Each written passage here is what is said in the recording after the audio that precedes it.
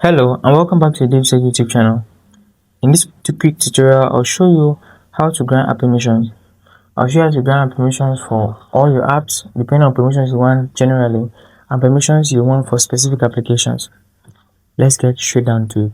Before we continue, here is a quick reminder.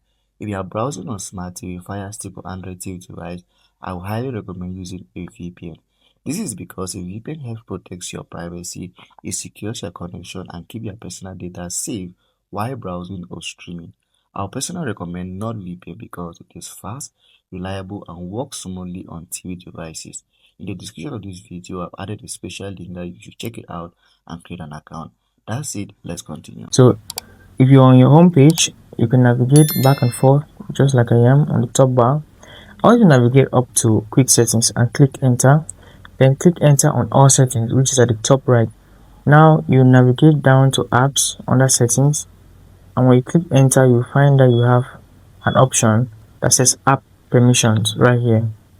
So click on it to get in, and there you can see Microphone and other permissions. So microphone, 2 out of 7 apps are allowed in my configuration. You could choose to expand this. You could choose to expand other apps. At this time, you could go down to other permissions, which apps have permissions. Look at permissions for calendar, SMS, music, audio, photo creation, call logs, phone, activity, camera. So this is which apps have which permissions generally. Now you want to specify a permission to the left on the application to the see app. From here, you could choose an application of.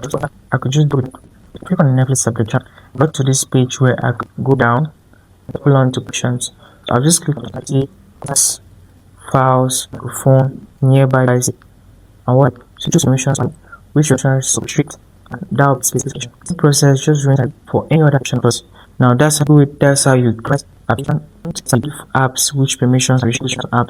So if I tell you that, so I'll see the next feed with value just like this.